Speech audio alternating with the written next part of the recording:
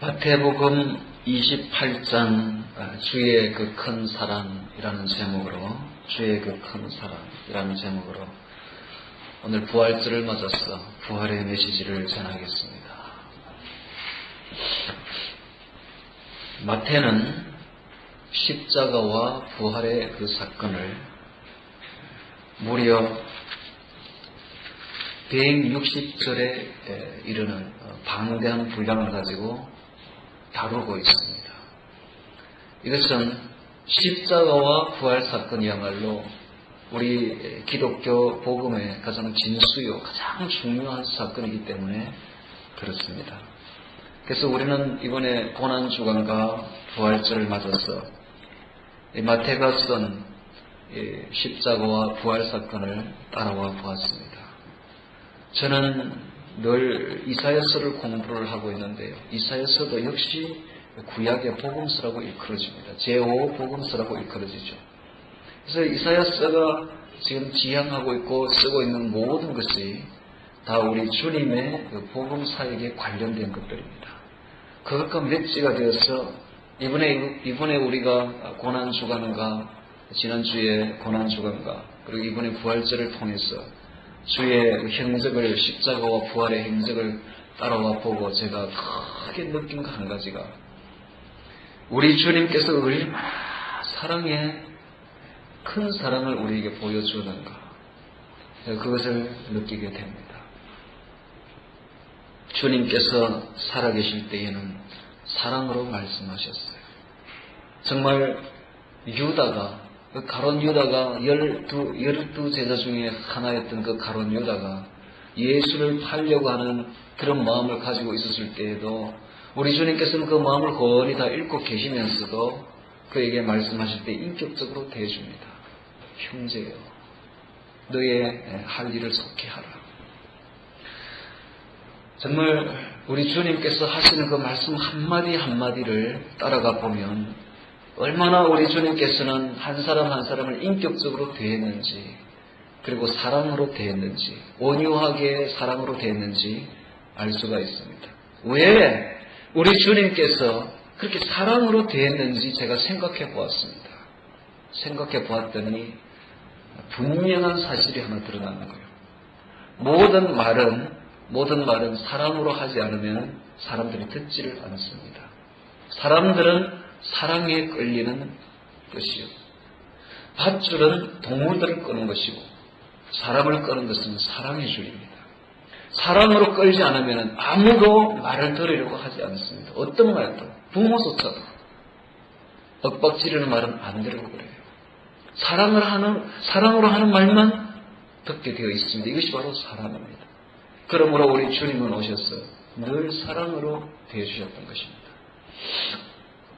어저께 제가 한산도에 출장이 있어서 갔습니다. 갔더니 민원을 제기를 한 사람을 제가 이제 만나게 되었는데, 그 사람은 자기 땅을 3년 전에 샀는데 바로 자기 땅에 그 수년 전부터 어떤 사람이, 저희들이 설계한 어떤 사람의 건축주가 집을 막 달아내면서, 무단으로 달아내면서 그 땅을 침범해서 달아내버렸어요. 그래서 청량을 해보니까 자기 땅을 다른 사람이 많이 먹고 있습니다, 집에. 그래서 그 사람을 만나서 이야기를 했대요. 남방산 공원에 만나서 이야기를 했대요. 이보시오, 당신이 집을 지을 때에 당신 터 안에서 짓지 왜 남의 터를 침범해서 집을 지었는가 하면서, 많이 침범했으니까 이 부분은 잘라서 당신이 수용을 하든지 아니면 돈을 내게 지불을 하고 보상을 하든지 해라. 그런 이야기를 했더니요, 그 사람이 실컷 듣더니 하는 말이, 당신 방금 뭐라 했어요? 이렇게 하더랍니다. 그래서 기가 차가지고 도저히 이 사람하고 그러면 이게 대화가 안 된다. 그래서 말문이 막혀가지고 돌아서 왔다고 제 이야기를 떠적게 합니다. 제가 그 말을 듣고는, 그렇다. 이게 바로 현실이고 이게 바로 사람 살아가는 모습들이다. 아무도 안 듣습니다. 아무도 다른 사람의 말을 들으려 하지도 않습니다. 살아가는 사람들은 아무도 안 듣습니다. 어떤 교수들이 모여서 토론회를 가졌습니다. 토론회를 갔더니 A라는 교수는 이렇게 말하고 있고 B라는 교수는 저렇게 말하고 C라는 저렇게 말하고 있는데 아무도 다른 사람의 말을 들으려 하지 않냐고 오직 자기 주장만 하고 있더랍니다. 이것이 바로 현실입니다. 이 세상 사람들은 남의 말을 들으려고 하지 않습니다. 자기 주장만 하고 있습니다. 듣는 것 같은데 어른들은 안 듣습니다. 어린아이들은 안 듣는 것 같아도 다 듣죠. 어른들은 절대 안 듣습니다. 자기 주장만 다 가지고 가죠. 그런데 신기한 일이 있어요. 사랑으로 하면 듣습니다. 이게 신기한 거예요. 정말 내가 그를 사랑하는 마음으로 꽉 차 있어가지고 한마디만 말해도 그 사람은 알아듣습니다. 귀를 쫑긋 열고 알아듣고요. 그 마음을 엽니다. 사랑으로 마음이 열리는 거예요. 어떤 분이 이렇게 말했어요. 말세가 다가올수록 사랑이 식어진다. 성경에 그렇게 되어 있죠. 또 어떤 사람도 그렇게 말했습니다. 그러므로 예언하건대, 그 사람이 예언하건대 분명히 말세가 다가오면 사랑이라는 말이 범람을 할 것이다. 그렇게 말했어요. 왜냐하면 사랑이 없기 때문에. 참 사랑을 찾을 수가 없기 때문에 사랑이라는 말이 범람을 할 것이다. 그런 말을 했습니다. 실제로 TV 연속극이나 드라마를 보면 사랑으로 한 주제들이 범람을 합니다. 남녀간의 사랑, 어떤 사랑. 요즘에 저는 깜짝 놀랐어요. 114를 이렇게 물었더니 첫 마디가 사랑합니다. 그거 정말 나를 사랑하는지 안 하는지 난 그건 모르겠어요. 그런데 그 말이 나쁘지는 않더라고요. 그래서 저도 사랑합니다. 같이 답을 내줬습니다만 되게 좋아하더라고요. 문제는 사랑하지도 않으면서 사랑합니다라는 말이 왜 이렇게 범람할까요?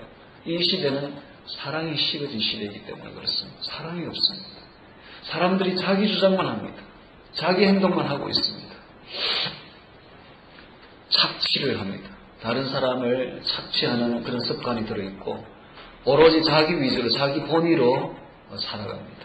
사람들은 돈이 우상이 되었고 금력이 우상이 되어서 다른 말을 들으려고 하지 않습니다. 이런 시대에 우리는 살아가고 있는 것입니다. 이런 시대에 우리가 살고 있으면서 우리가 주 예수님이 걸어가신 그 행적을 따라가 보니 그분이야말로 참 사랑의 화신이었습니다. 우리 주님께서 이 땅에 오신 것도 우리를 사랑해서 오셨어요. 살아있을 때도 늘 사랑으로 말씀하셨어요. 십자가에 돌아가신 것은 바로 우리를 향한 사랑의 결정이었습니다. 부활하신 이후에 우리 주님께서 하시는 음성 평안하며 카이레테 평안하며 기뻐하라 크게 기뻐하라 하시는 그 말씀 무서워하지 말라 평안하라 사랑입니다. 우리를 향한 사랑의 음성들입니다.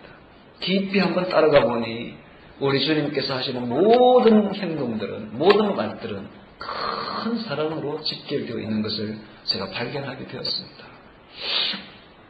그것을 제가 깨닫고 저도 크게 느끼는 바가 있었습니다.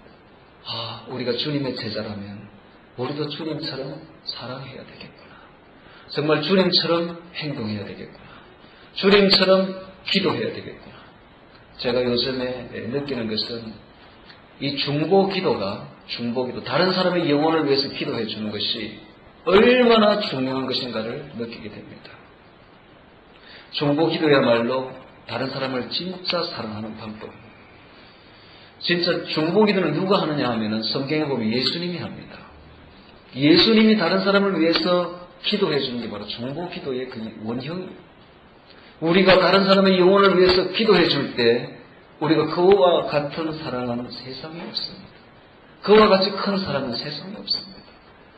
우리는 기도해 줌으로써 그의 영혼을 기도해 줌으로써 그를 깊이 사랑할 수가 있게 되는 것입니다. 그리고 보십시오. 우리의 모습들은 다 하나님의 형상을 본받아서 만들어졌습니다. 우리의 형상은 바로 하나님의 형상입니다. 주의 형상들입니다. 형제 자매를 바라볼 때 앞으로 시각을 달리해야 됩니다. 바로 주의 형상으로 바라보아야 되는 것입니다. 주의 형상으로 바라봅시다. 주님의 모습으로 바라봅시다. 형제 자매를 바라볼 때 앞으로 주님의 모습으로 바라보고 주님을 사랑하듯 형제 자매를 사랑해야 되는 것입니다. 항상 형제와 자매를 바라보기 이전에 우리가 우리의 정말 사모하는 분, 우리 예수님을 사이에 두고 그렇게 주님을 사랑하듯 그렇게 사랑해야 되고 그렇게 바라보아야 됩니다. 이것이 오늘 제가 부활하신 우리 주님을 만나 뵙고 난 이후에 전하는 메시지입니다. 전도는 사랑으로 하는 겁니다. 여러분, 전도는 사랑으로 하는 겁니다. 사랑이 없으면 아무리 전도해보세요, 전도가 되는가? 우리 주님은 사랑으로 전도했습니다. 사랑으로 말씀하셨습니다. 그렇기 때문에 전도가 되었던 겁니다. 그렇기 때문에 십자가와 부활의 이 사랑이, 이 복음이 전 세계를 정복할 수가 있었던 것입니다. 사랑은 진정한 승리입니다. 총칼로서는 진정한 승리를 거둘 수가 없습니다. 얼마 지나지 않아서 그 모든 승리는 다 사그라들고 맙니다. 그러나 사랑으로는 진정한 승리를 거둘 수가 있습니다. 사랑은 능력입니다. 사랑은 권세입니다. 진정한 권세는 사랑에 있습니다. 우리가 정말 깊이 사랑하고 예수님을 바라보듯 형제를 바라보고 주님을 사랑하듯 자매를 사랑할 때에 우리는 정말 그들의 영혼을 구원해낼 수가 있게 되는 것입니다. 오직 사랑으로. 사랑밖에 능력이 없습니다. 십자가와 부활은 우리에게 이것을 똑똑하게 가르쳐주고 있습니다. 오늘 28장을 같이 한번 보면서 주의 형적을 따라가 보도록 하겠습니다. 57절, 62절을 같이 한번 보도록 하겠습니다. 그 이튿날은 예비일 다음 날이라. 예비일은 바로 안식일이고 토요일입니다. 오늘날. 다음 날은 주일이죠. 오늘 우리가 주일을 지키는 것은 주일을 맞을 때마다 바로 우리 주 예수님의 부활의 기쁨을 간직하며 구원을 소망하는 삶을 살아가고 우리가 주일을 지키는 것입니다. 주일은 부활과 관련되어 있습니다. 대제사장들과 바리새인들이 함께 빌라도에게 모여 가로되 주여 저 유혹하는 자가 사라질 때에 말하되 내가 사흘 후에 다시 살아나리라 한 것을 우리가 기억하노니. 자, 여기 재미있는 사건이 벌어집니다. 대제사장들과 바리새인들이 빌라도에게 갔습니다. 요한복음 18장 28절에 보면 저희가 예수를 가야바에게서 관정으로 끌고 가서 새벽이라 저희는 더럽힘을 받지 아니하고 유월절 잔치를 먹고자 하여 관정에 들어가지 아니하더라는 기록이 있습니다. 불과 이틀 전에 그들은 관정에 들어가지 않았습니다. 왜냐하면 이방인의 집에 들어가면 부정을 탄다 해서 그들은 유월절을 지키려고 이방인의 집에 아예 들어가지 않았던 사람들이 바로 이 대제사장들과 바리새인들인데 그들이 지금 죄송합니다. 아까 제가 예비일을 토요일이라고 그랬는데 예비일은 금요일이고 그 다음날 토요일입니다. 지금 토요일날 그들이 관정에 들어가는 거예요. 관정에 들어가서 빌라도에게 갑니다. 이것은 무엇을 의미합니까? 그들이 분명히 무언가 큰 두려움을 느끼고 있다는 사실을 보여주고 있습니다. 그들은 분명히 예수님을 잡아 죽였지만은 그들은 늘 불안에 쫓기고 있었고 두려움에 시달리고 있었습니다. 그들은 예수님이 사흘 뒤에 살아난다는 그 말이 그들이 내리를 떠나지 않았고 그들은 큰 두려움에 질려서 그들이 들어가지 말아야 될 관정 속으로 들어가서 빌라도가 원하는 모습을 보여주고 있습니다. 내가 사흘 후에 다시 살아나려 한 것을 우리가 기억하노니 그러므로 분부하여 그 무덤을 사흘까지 굳게 지키게 하소서. 그의 제자들이 와서 시체를 도둑질하여 가고 백성에게 말하되 그가 죽은 자 가운데서 살아났다 하면 후의 유혹이 이전보다 더 될까 하나이다. 예수님의 부활에 대한 그들의 두려움이 함축이 되어 있습니다. 이 말 속에 참 신기한 일이 있습니다. 예수님이 부활하자 두려워하는 자들이 있는가 하면 기뻐하는 자들이 있습니다. 예수님의 부활을 두려워하고 싫어하는 자들이 있고 예수님의 부활을 기뻐하는 사람들이 두 부류로 나누어지고 있습니다. 오늘 우리는 어떤 부류에 속하고 있습니까? 예수님의 부활을 기뻐합니까? 여러분들은 예수님의 부활을 싫어하고 무서워합니까? 65절에 보겠습니다. 빌라도가 가로되 너희에게 파수꾼이 있으니 가서 힘대로 굳게 하라 하거늘. 이 파수꾼은 바로 로마 군사로서 성전 수비대를 말하고 있습니다.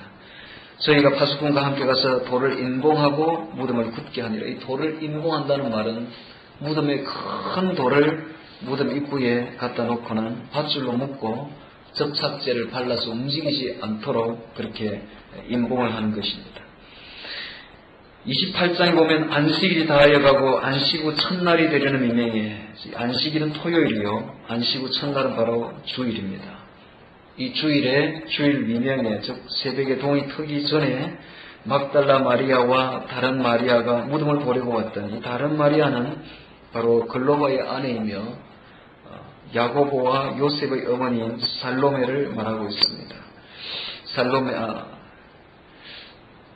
요셉의 어머니를 말하고 있습니다. 그리고 그 외에도 살로메도 있었고 야고보와 요한의 어머니였던 살로메도 있었고 그리고 예수의 친어머니 되는 마리아와 그리고 요한나 수산나 같은 그런 여성들이 있었습니다. 이 여성들은 갈릴리에서부터 여기까지 예수님을 쫓아온 사람들입니다. 정말 그들은 예수님이 십자가에 달릴 때에도 예수님을 떠나지 아니하고 곁에서 예수님의 임종을 지켜본 사람들입니다. 언제나 끝까지 충성하며 변하지 아니하는 그 신실한 신앙을 나타내 보인 사람들이고 그리고 이제 사흘 지나서 안식일 다음 날 그들은 예수님에게 시체의 향품을 발라주려는 그 사랑으로 그들은 가까이 가고 있었던 것입니다. 큰 지진이 나며 주의 천사가 하늘로서 내려와 돌을 굴러내고 그 위에 앉았는데 자, 여기 보니까 큰 지진이 났다는 것은 우리가 하나님이 강림할 때에 지진이 나는 것을 볼 수가 있습니다. 시내산에 우리 주님, 우리 하나님께서 강림하시니 시내산이 마치 송아지 뛰듯이 뛰놀았다는 그런 기록을 우리가 볼 수가 있습니다. 지진이죠. 큰 지진은 바로 하나님의 강림을 나타내고 있습니다. 주의 천사가 하늘로서 내려와 돌을 굴러내고 그 위에 앉았는데 그들은 예수님의 시체를 임봉을 했지만은 우리 주님의 부활의 권세는 간단하게 돌을 굴러내고 말았습니다. 이 돌을 굴러낸 것은 이 무덤을 찾는 이 여인들이 쉽게 무덤 안을 들어가서 확인해 볼 수 있도록 주의 천사들이 돌을 굴러내고 있었습니다. 그 형상이 번개 같고 그 옷은 눈같이 희고는 그 형상이 번개 같다는 말 속에서 대단히 무서운 그런 영광이 비친다는 것을 볼 수가 있습니다. 또한 그 옷이 희다는 것은 바로 순결을 상징하고 있습니다. 수직하던 자들이 저를 무서워하며 떨며 죽은 사람과 같이 되었더라. 지키던 그 로마 군사들이 무서워하고 떨며 죽은 사람과 같이 되고 있는 모습을 보여주고 있습니다. 주님의 그 권능이죠. 천사가 여자들에게 일러 가로되 너희는 무서워 말라. 첫마디가 무서워 말라는 위로를 주고 있습니다. 주님이 부활하자 무서워하는 자들이 있었고 떨며 무서워하는 자들이 있었고 평안을 준 사람들이 있었습니다. 십자가에 못 박힌 예수를 너희가 찾는 줄 내가 아노라. 그가 여기 계시지 않고 그가 그의 말씀하시던 대로 살아나셨느니라. 천사들이 전해준 최초의 말입니다. 살아나셨느니라. 그가 늘 말씀하시던 대로 살아나셨느니라. 예수께서 살아나셨느니라. 이 말은 엄청난 말이었습니다. 이 말은 바로 사망 권세를 이긴 말이었습니다. 이 말은 인류 역사에 큰 소망을 주는 말이었습니다. 최초의 부활의 음성이었습니다. 이 부활의 음성을 들은 이 사람들은 바로 다름 아닌 여인들이었습니다. 와서 그의 누우셨던 것을 보라. 또 빨리 가서 그의 제자들에게 이르되 그가 죽은 자 가운데서 살아나셨고 너희보다 먼저 갈릴리로 가시나니 거기서 너희가 배우리라 하라. 보라 내가 너희에게 일렀느니라 하거늘. 전해주라. 제자들에게 전해주라 말했습니다. 부활을 체험한 이 여인들은 최초로 부활을 전하는 사람들이 되었습니다. 이것이 바로 최초의 전도자, 복음 전도자입니다. 이 최초의 복음 전도자였던 이 여인들은 제자들에게 가서 이 부활의 사실을 알렸고 제자들은 또 이 부활의 사실을 온 세상에 전해주었던 것입니다. 오늘 우리들도 이 주님의 부활의 사실을, 이 복음을 온 세상에 전해야 되는 그런 사명을 받게 된 것입니다. 그 여자들이 무서움과 큰 기쁨으로 무덤을 빨리 떠나 제자들에게 알게 하려고 다름질할세 복음 전파자의 모습을 보여주고 있습니다. 복음 전파자는 이렇게 부활의 이야기를 빠르게 달려가서 전해야 되는 것입니다. 다름질하고 있습니다. 복음 전파자들이 이렇게 다름질하면서 복음을 전해야 됩니다. 머뭇거릴 이유가 없습니다. 우리도 복음을 전할 때에 다름질하면서 전해야 됩니다. 언제나 어디서나 때를 얻든지 못 얻든지 주의 복음을 전해야 됩니다. 주님의 부활의 이야기를 전해야 되는 것입니다. 예수께서 저희를 만나 가라사대 그렇게 달려가는 도중에 그들은 주님을 만나게 됩니다. 주님께서 만나서 첫 마디가 평안하며 말했습니다. 카이레테. 이 평안하며 카이레테 이 말은 그 원뜻이 기뻐하라라는 말이 내포되어 있습니다. 기뻐하라. 절대적인 평안. 세상이 감당할 수 없는 절대적인 평안. 세상이 결코 누를 수 없는 샘솟는 기쁨, 영원한 샘솟는 기쁨이 바로 부활의 주님으로부터 오는 것입니다. 우리가 부활의 주님을 만나버리고 나면 환경에 관계없이 절대적인 평안을 우리가 소유하게 되는 것입니다. 죄에서부터 해방받고 저 하늘의 영원한 천국의 소망을 간직하게 되고 그래서 움직이지 않는 세상이 감당할 수 없는 절대 평안을 소유하게 되는 것입니다. 우리는 전에는 무서워하고 전에는 불안해하고 그랬지만은 주님의 부활을 만나버리고 나면 이제 절대 평안 속으로 들어가게 되는 것입니다. 요한복음 16장 20절에 주님께서 말씀하시기를 내가 진실로 진실로 너희에게 이르노니 너희는 곡하고 애통하겠으나 세상은 기뻐하리라. 너희는 근심했으나 너희 근심이 도리어 기쁨이 되리라. 그런 말씀을 하고 계십니다. 전에는 우리가 근심했으나 그 근심이 도리어 기쁨이 되리라 말씀하고 계십니다. 그렇습니다. 우리 주님께 가면 거기에 절대 평안이 있고 거기에는 영원히 샘솟는 기쁨이 있습니다. 세상이 감당할 수 없는 그런 기쁨이 거기에 있는 것입니다. 우리는 부활의 주님을 만난 우리는 이 절대 평안과 영원한 샘솟는 기쁨으로 살아가야 될 줄로 믿습니다. 평안한 여호와 시간날 여자들이 나와 그 발을 붙잡고 경배하니 이에 예수께서 가라사대 무서워 말라 가서 내 형제들에게 갈릴리로 가라 하라. 거기서 나를 보리라 하시니라. 우리 주님이 하시는 음성을 한번 들어보십시오. 평안하뇨 무서워 말라. 이 말 속에는 뭐가 포함되어 있습니까? 주님의 사랑이 포함되어 있습니다. 주님의 사랑이 늘 하시던 그 음성이 여기에 포함되어 있는 것입니다. 우리의 환경과 처지를 너무나 잘 알고 계시는 우리 주님께서 우리를 사랑해 주시는 그 음성이 사랑의 모습이 여기 보이지 않습니까?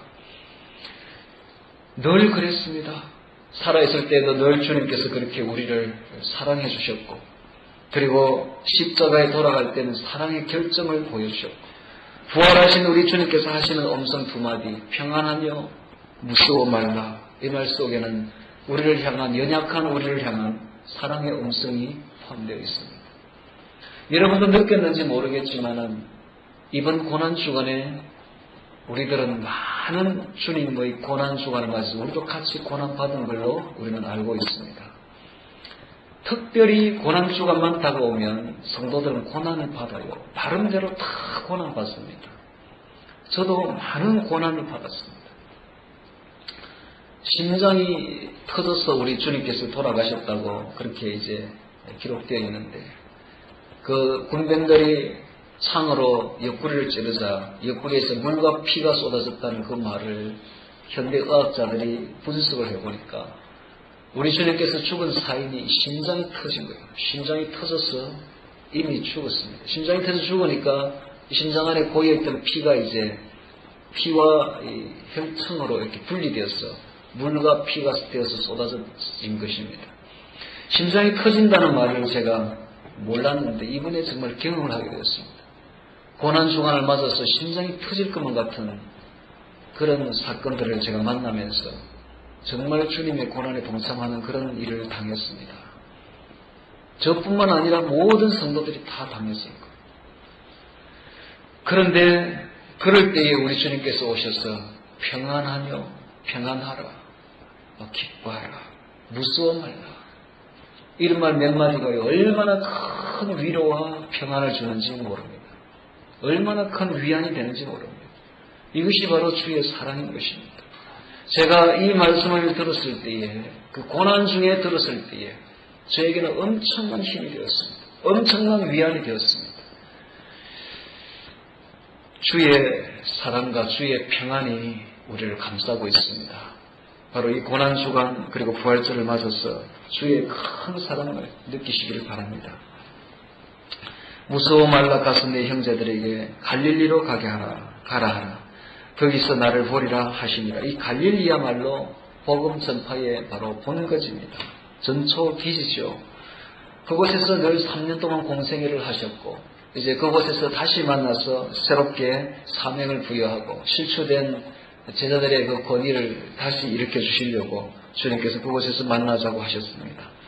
제자들이 갈제 파수꾼 정례 지성에 들어가 모든 된 일을 대제사장들에게 고하네. 여기 이 파수꾼은 로마 군인들인데 그들은 바로 이 부활의 사실들을 대제사장에게 가서 고했습니다. 그들이 장로들과 함께 모여 언론하고 이 대제사장들이 다시 모였습니다. 산헤드린 공회를 다시 소집했습니다. 왜냐하면 주님께서 부활했기 때문에 그들은 무서워 벌벌 떨면서 이 은폐할 목적으로 그들이 모여서 다시 언론하기 시작했습니다. 그리고는 그 갤론이 군병들에게 돈을 많이 주면서 매수를 했습니다. 가로되 너희는 말하기를 그의 제자들이 밤에 와서 우리가 잘 때 이거를 도둑질하여 갔다 하라 하고 매수를 했습니다. 겉으로는 성결하고 겉으로는 거룩한 척하는 이 대제사장들이 속으로는 매수를 하고 진실을 거짓으로 만드는 그런 속물적인 모습을 보여주고 있습니다. 만일 이 말이 총독에게 들리면 우리가 권하여 너희로 근심되지 않게 하리라. 즉 총독이 징계를 내리려고 하면 우리가 총독에 달래서 너희로 징계 면하게 해주겠다고 그렇게 말했습니다. 군병들이 돈을 받고 가르친 대로 하였으니 이 말이 오늘날까지 유대인 가운데 두루 퍼지니라. 우리가 당시 법을 이렇게 살펴보면 이 파수꾼들이 파수를 하다가 잠을 자게 되면 그건 사형에 해당됩니다. 사형이에요, 바로. 그렇다면 이 군인들이 파수꾼들이 내가 파수를 하다가 잠을 잤노라 하는 말을 자기 입으로 지금 하고 있습니다.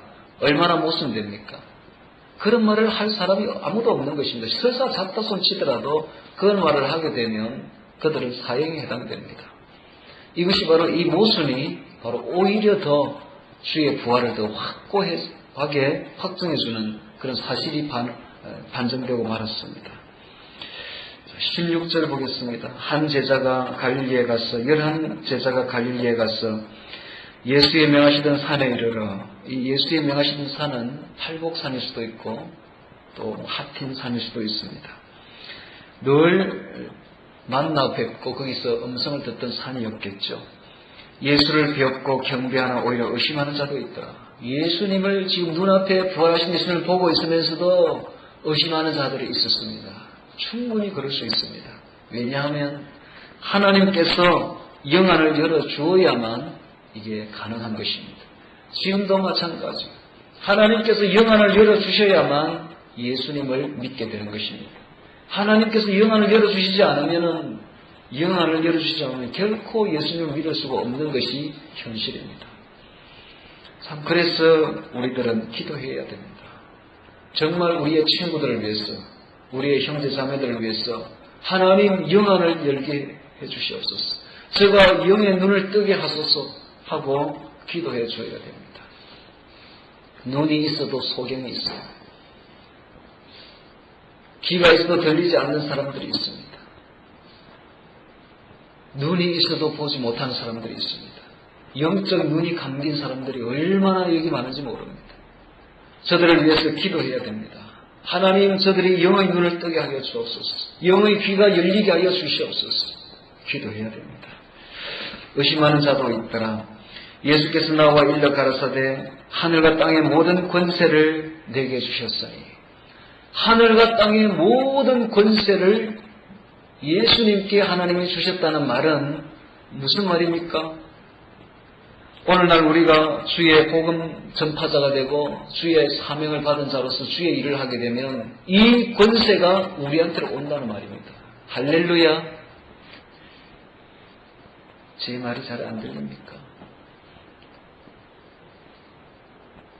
이 엄청난 말이에요. 다시 말합니다. 하늘과 땅의 모든 권세를 우리 하나님께서 예수님께 주셨다. 이 말은 바로 오늘날 우리가 예수님의 사명을 감당하게 되면 우리가 이 권세를 받게 된다는 것을 의미하고 있습니다. 할렐루야. 할렐루야. 하나님의 권세가 우리한테 있습니다. 예수님이 우리에게 이 권세를 주겠다는 것입니다. 그러므로 믿고 우리가 하나님의 일을 열심히 하게 되면 우리의 능력을 초월하는 어마어마한 권세와 능력이 우리한테 주어질 줄로 믿습니다. 그러므로 너희는 가서 모든 족속으로 제자를 삼아. 자, 이것이 바로 지상 최후의 명령, 지상 대명령, 지상 마지막 우리 주님께서 주시는 마지막 명령의 핵심 내용입니다. 너희는 가서 모든 족속으로 제자를 삼아. 제자를 삼아라는 것이 너희는 가서 이 말은 간단하게 단순하게 가라는 것입니다. 이게 앉아서 기도만 하지 말고 마음으로만 전도하려고 그렇게 해서 하지 말고 손과 발을 이용해서 가라는 것입니다. 현지로 뛰어가라는 것입니다. 가서 전하라는 것입니다. 그리고 핵심 내용은 제자를 삼아라는 것입니다. 제자를 삼아라. 제자를 삼으라는 것입니다. 이게 바로 지상대명령의 핵심 내용입니다. 많은 사람들을 제자로 삼아서 그들에게 가르치고 주님의 음성을 가르치고 주님의 행적을 가르치고 주님의 그 큰 사랑을 가르쳐서 제자가 되게 해서 계속 거룩한 공동체로 만들어 나가라는 것입니다. 그리고 아버지와 아들과 성령의 이름으로 세례를 주고, 세례를 주라는 것은 여러 가지 의미가 있습니다. 단지 세례를 주라는 것은 죄를 씻은 그 정표로서 물세례를 주라는 것만 아니라 세례 줌으로써 이제 그리스도와 하나가 되고 세례 줌으로써 교회 일원이 된다는 그런 의미가 있습니다. 세례를 받게 되면 제자가 되기로 이제 결심하게 되며 세례를 받게 되면 거룩한 공동체, 하나님의 권위에 복종하고 하나님의 소유가 됨을 의미하고 있습니다. 이렇게 해서 세례를 주고 내가 너희에게 분부한 모든 것을 가르쳐 지키게 하라. 우리 주님의 그 음성 모든 것은 성경 속에 기록되어 있습니다. 이 성경을 늘 우리가 깊이 보고 즐겨보고 그렇게 해서 가르쳐서 지키게 해야 되는 것입니다. 세상 끝날까지 우리 주님께서 함께 하심으로 늘 우리가 그 말씀을 지키고 가르쳐야 됩니다. 내가 세상 끝날까지 항상 너희와 함께 있으리라 하시니라. 매일 우리 주님께서는 임마누엘로 우리와 함께 있겠다 하셨습니다.